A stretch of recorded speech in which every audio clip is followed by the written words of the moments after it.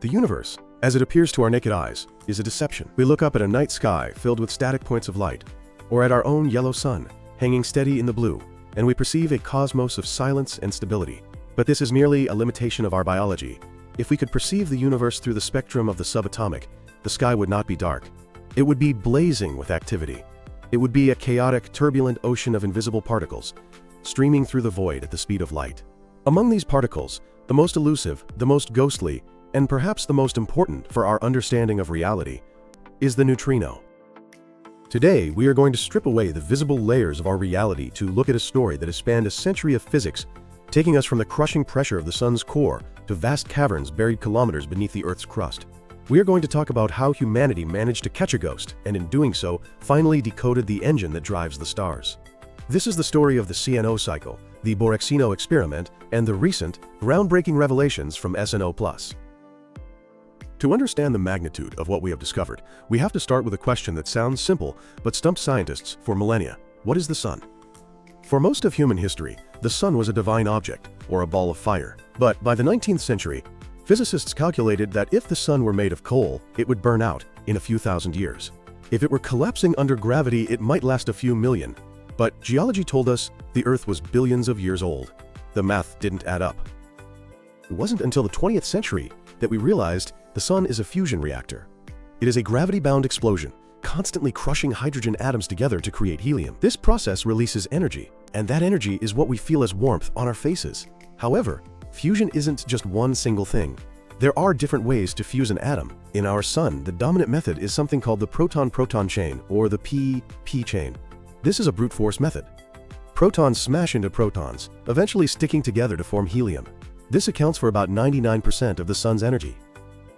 But for decades, theoretical physicists like Hans Bethe and Carl Friedrich von Weizsäcker proposed a second, more elegant method. They theorized that stars could use heavier elements as a catalyst. They called it the SNO cycle, standing for carbon, nitrogen, and oxygen.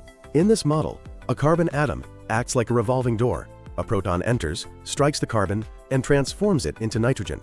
Through a series of decays and more proton captures, the atom shifts identities, from carbon to nitrogen to oxygen, until finally, it spits out a helium nucleus and reverts back to carbon, ready to start the process all over again.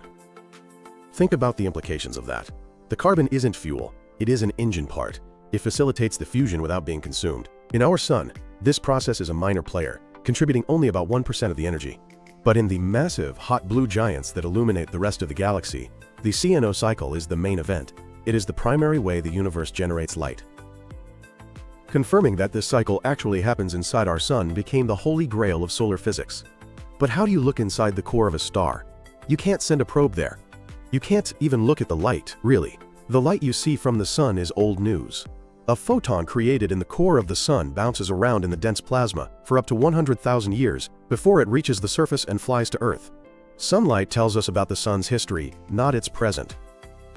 To see the sun right now in real time, we need something that can fly straight out of the core without hitting anything. We need the neutrino. Neutrinos are produced during fusion. They have almost no mass, no electric charge, and they interact with almost nothing. They can pass through a light year of lead without slowing down. Right now, as you listen to this, trillions of solar neutrinos are passing through your body. They pass through the Earth at night just as easily as they fall on us during the day. Because they don't interact, they are the perfect messengers, carrying a pristine picture of the solar core. But that same property makes them a nightmare to detect. How do you catch something that passes through planets as if they were mist? The answer lies in sheer scale and extreme isolation. We had to go underground. I want to take you to the Apennine Mountains in Italy, to the Laboratori Nazionale del Gran Sasso. Here, buried under kilometers of rock to shield it from cosmic rays, sits the Borexino experiment. Borexino is often described as the most radio-pure place in the universe. It is a giant nylon sphere filled with 300 tons of liquid scintillator, a fluid that flashes with a tiny spark of light whenever a neutrino happens to crash into an electron. The problem wasn't just catching a neutrino, it was catching the right one.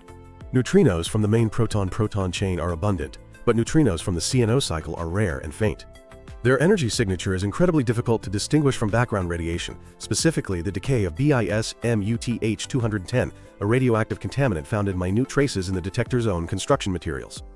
To find the SNO signal, the Borexino team had to achieve a level of thermal stability that is hard to comprehend. They wrapped the detector in a thermal blanket and controlled the temperature so precisely that the liquid inside became motionless.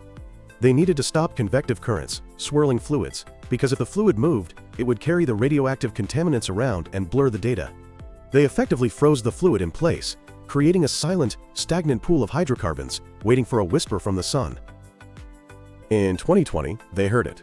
Borexino announced the first statistically significant detection of neutrinos, specifically from the SNO cycle.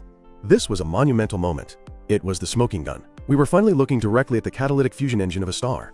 We proved that our sun burns hydrogen using carbon as a helper. This confirmed our models of stellar evolution and gave us a direct probe into the metallicity of the sun, the abundance of heavy elements in its core. But the story didn't end in 2020. In fact, it got even more interesting in December 2025 with a discovery that shifted our perspective from the sun back to the Earth. This time, the breakthrough came from Canada, deep within a nickel mine in Ontario at the SNO Plus experiment. The SNO Plus detector is the successor to the famous Sudbury Neutrino Observatory. It is a massive acrylic sphere filled with liquid scintillator, but with a twist. It's loaded with tellurium. While its primary goal was different, its sensitivity allowed it to see something Borexino didn't. Here is the distinction, and it is crucial. Borexino detected neutrinos that were born from the SNO cycle in the Sun. SNO Plus detected solar neutrinos interacting with carbon atoms here on Earth, inside the detector.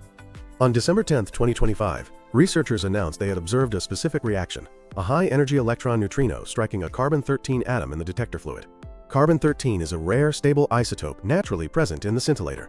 When the solar neutrino hit it, it transformed the carbon atom into nitrogen-13 and ejected an electron. This is alchemy. It is the transmutation of elements, triggered by a ghost particle from the sun. The nitrogen-13 is unstable, so it decays a few minutes later, emitting a positron. This created a unique signature in the data, a coincidence signal. First, a prompt flash of light from the initial impact and the ejected electron. Then, a delayed flash minutes later from the nitrogen decay. This double flash gave scientists a way to cut through the noise with incredible precision. It was like hearing a specific knock on the door, knock, wait, knock, that no background radiation could mimic. So why does this matter? Why do we spend millions of dollars and decades of human life burying tanks of cleaning fluid in mines to catch these particles? First, it is about stellar archaeology. The SNO data allows us to take a biopsy of the sun. The rate of SNO fusion depends heavily on how much carbon and nitrogen is in the center of the star. This helps us solve the metallicity problem, a long-standing conflict between what we see on the sun's surface and what we predict lies inside. It turns out, by counting these ghost particles, we can weigh the heavy elements in the solar core. Second, it turns the sun into a laboratory. We cannot build a particle accelerator that mimics the conditions of the solar core, but the sun provides a steady beam of high-energy neutrinos for free.